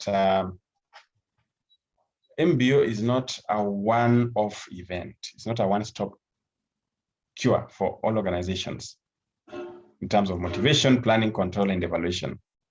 But we need to take cognizance of the fact that it's very complex, and therefore it requires a lot of processes. It requires a lot of culture change, transformation for it to yield the expected results. So some of these strategies are develop clear objectives. We need to have clarity on objectives. Secondly, involvement. That one, I've talked about it. We can never run away from it. We must involve people. We must involve the relevant stakeholders. We must be participatory. And as I said, participation does not mean that I have to give you the feedback, but by mere fact that I'm aware of what's going on, I may not respond, but by just seeing that we are moving, we are doing this because of this and that, it gives me that confidence that we are doing the right thing. Then also we have backing and allegiance of the top management. You cannot effect an MBO if the top management are against it, because they're the ones who should champion it, they're the ones who should allocate resources, and they're the ones that also should ensure that accountability is upheld. Another strategy is educate and train managers about MBO. I think educating and training is a process we cannot run away from. Because as I said, for me to buy into your idea, I must be educated on how, why should we do this? I must be trained on what will be my role, what will be my contribution in the whole process. Ross Mtesh, I think you are responding to MBO. Okay, you are responding to my question. MBO are objectives which are set to be achieved from, then give time, I think, about appraisals, please. Okay, fine. You have the time. Then strategies, another strategy for making MBO effective is encourage effective feedback. I think we've talked about effective feedback. The feedback must be continuous so that people keep to know whether they are doing the right thing, whether they need to change tact, or whether they need to progress on the same wavelength. Ensure implementation of coordinated mechanisms. I think we've talked about mechanisms that we need to implement them. If you want the objectives to be effective, we must implement the implementation of the coordinated mechanisms. Now, on clear objectives, we need to come up with objectives that are realistic and clearly understood by all. That's on clarity. The managers and subordinates must be in tandem, in line with which objective are we talking about. So they should be well informed and clear about the fact that these are the same objectives that will be used to judge and evaluate their performance. Organizations to train their managers for setting clear, specific, useful, and measurable goals. The managers should also be encouraged and trained to communicating their set of objectives to their subordinates. So once I've been communicated to, I should not keep it to myself. I need also to disseminate the same information to the team that I'm working with. Because if I don't communicate, then my expectation will be very different from the expectations.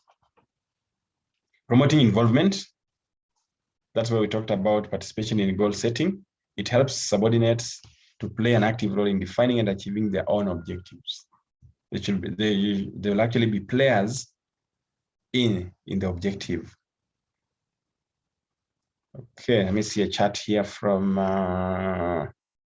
Christine says appraisals is a discussion between the employee and the supervisor on the achievement of the objectives, while MBO is the system of managing the staff performance by setting targets that need to be achieved within a set period of time. Thank you, Christine Kimani. Then we have Christine Omkoya says, I think the difference between MBO and BSc is that MBO approach allows you to individualize goals for each employee, while BSc goals must be derived and cascaded from the scorecard. Okay. That is from Omkoya, from Christine. So the two Christians have responded there on appraisal and also the difference between appraisal and BSc, and also appraisal and MBO and BSc. Good.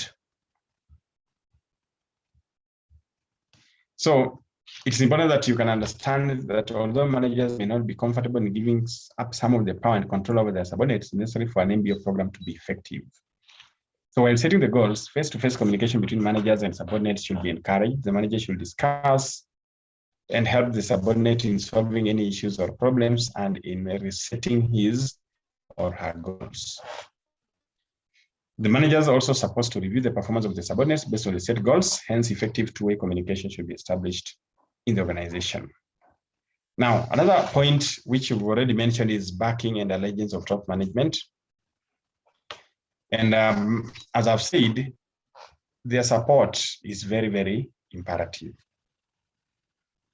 If the top management do not support the initiative, they don't support the MBO, that means the MBO program already died without even before it's being introduced. So we must get the support of this. We must get the buy-in from the top management, because it is through their acceptance and their willingness now to allocate resources and support it that's the only way now employees will also be part and parcel of the same. So the implementation of MBO program depends upon the active participation of top management. They can serve an example for other managers to follow who are lower down in the hierarchy at the middle and lower level management by showing them how to use MBO as an instrument for managing the organization. And I was giving this example similar to the one I gave for the appraisal. If the top management do not even understand the appraisal system, then that organization is in trouble, because if the senior managers that I'm appraising them wrongly, and then the chances that they'll also appraise their staff wrongly, the supervisors will also appraise their staff wrongly. At the end of it, we have a wrong outcome. Now, educate and train managers about MBO. People need to be trained, informed about the procedures, functions of the system, so that it's through them that now they'll effect it with their staff. So managers need to be educated, trained, and informed about the necessary skills required, the advantages of MBO, and the profits gained from MBO program by the organization as well as the individual staff. It's crucial that managers understand the program well and accept it wholeheartedly, because an MBO program cannot succeed if the managers remain resistant to it. You know, they're the champions. So if managers are not supporting the whole idea, then it will end up as a policy that was never realized. Moreover, it's important that for the effective implementation of MBO, the personnel at all levels should be trained adequately. I think that aspect of training is consistently coming up. Then another one is encourage effective feedback. And we said feedback is a panacea for progress. If I've not received feedback, I will not be able to tell whether I'm doing the right thing or the wrong thing. So feedback will help the people taking part know where they stand in relation to the objectives. I'll be able to know what sort of progress have I made, 10%, 50%, 100% the objectives. If there's no feedback, I'll assume I'm doing very well, yet I'm not doing it at all. Or maybe sometimes I assume I'm doing badly, but I've made some strides towards that. So it's crucial that each and every employee should know very clearly and should be informed about what objectives and goals they are to achieve. And the feedback helps individuals to evaluate and assess the gap between the set objectives and the achieved objectives. After analyzing this gap, the individual can then take steps and actions to overcome the shortcomings of his performance and make requisite adjustments to achieve the desired results. Hence, you can understand that MBO program, to be effective, mere setting of goals is not enough. It's also equally important to regularly conduct performance reviews and provide necessary feedback of results. Then implementation of coordinated mechanisms. So we said that this MBO process, for it to meet or to bring about the anticipated results, there has to be proper coordination. We need to know who are taking part in this process, what are their roles, what resources are needed, so that now through this integration, then we are able now to see how this MBO is also supporting other programs and how is it also getting support from other programs. I think there is a comment here. No sound, please. Rose Mteshi says she's not hearing me. Anybody else who is not hearing me?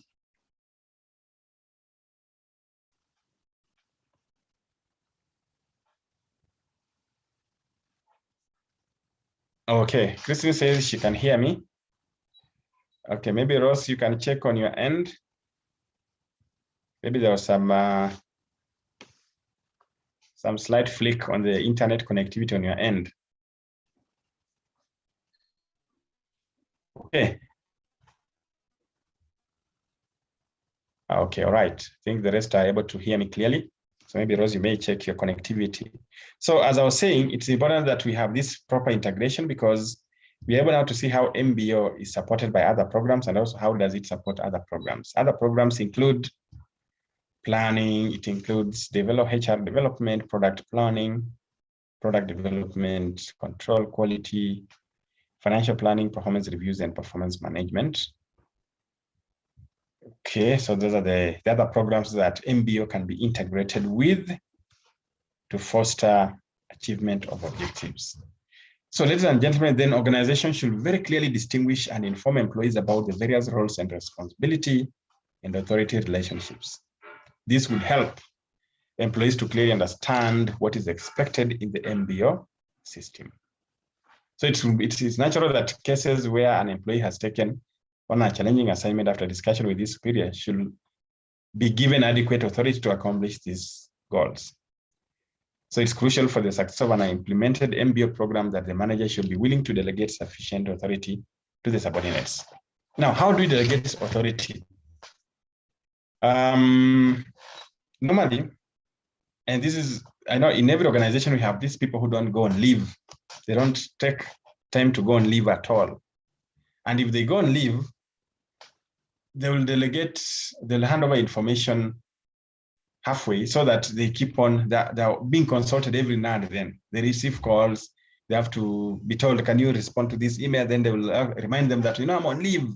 So they're doing it deliberately because one, they have not delegated the authority to the accomplishment of those goals. And at the same time, they feel that they need to own, they still be part of that process. So they will not give you the full authority to undertake those tasks while they're on leave. At the same time, also, they don't give you the full information. So you have to keep on calling and asking and doing that. So that way, then, we are not having a coordinated mechanism because we have people who are holding on to information to themselves. And according to them, if they go on leave, things have to stop. If they're on leave, people have to ask, they cannot work without me, which is a wrong mentality. You need to go on leave, even you just need to block a whole 2 weeks and ensure that nobody is calling you about work, nobody is sending you emails about work. That's the only way you can say you've delegated, you've empowered your people, you've empowered your colleagues to do their work. Though usually people debate that, if the company can continue without you, then you risk your position, but that's not the case. It's all about what yourself you believe in. So you need to have that situation whereby you can be on leave comfortably and people are not calling you and asking you questions right, left, and center. So benefits of MBO to organizations, I'll just highlight them. One will be improved delegation, improved communication, greater sense of purpose among employees, better and easier recognition of management potential. We'll also have greater and boosted morale. There's also focus on wealth maximization. Then also there'll be effective management, managerial development. There'll be better managerial performance. And also people will also learn more. People will also learn more from that. Good. So now that brings us to the do you know segment. So do you know that management by objective was declared to be an inherent part of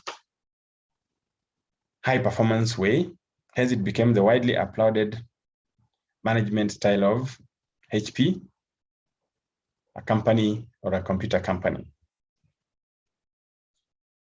So lastly, or the last thing for this discussion is key result areas that managers should focus on for clear objectives. The key result areas that managers should focus on for clear objectives. One, we have the physical resources, we have the financial resources, we have the human organization, and we have productivity. The key result areas are physical resources that people need at work, human organization, then we have financial resources, we have productivity, we have marketing, we have innovation, we have social responsibility, we have profit requirements. So these are the key result areas. Whenever you're looking at your targets, you find that they revolve around most of these result areas. So ladies and gentlemen, as we conclude, okay, Rose says she's now clear, thank you. As we conclude, managers often fail into what is known as the activity trap, and hence tend to lose sight of the objectives. Managers should avoid losing focus of the objectives by avoiding falling into this activity trap where they get so trapped and involved in their current activities that they forget their original purpose. That's now the parting shot for the discussion, that we should avoid being held or being trapped in what we call the activity trap. So that marks the end of our discussion today, ladies and gentlemen. Thank you very much for your attentiveness.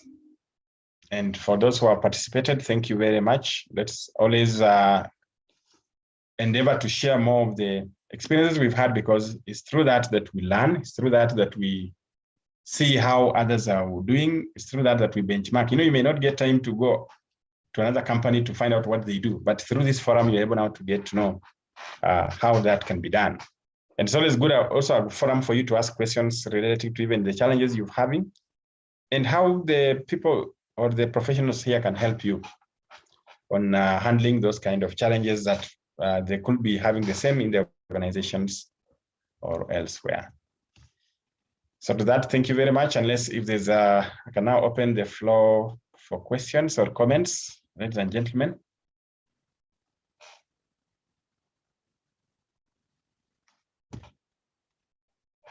Judy Sambe says, thank you. Edith has raised her hand. Let me see, Edith. Edith, you can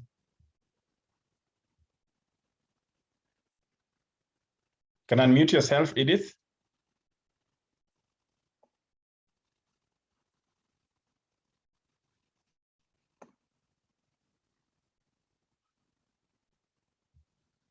Okay, I saw a hand from Edith. I think that is it.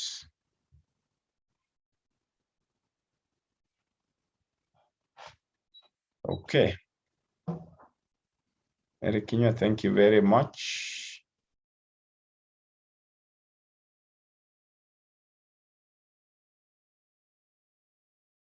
Let's keep interacting on the same.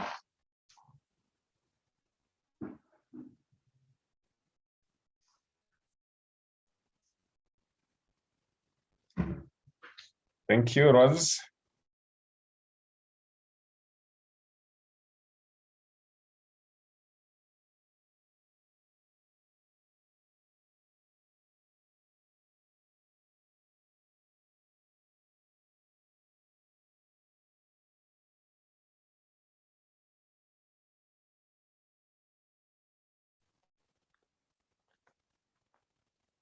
Maybe to say thank you, Mwalimu, for the presentation. It was very informative.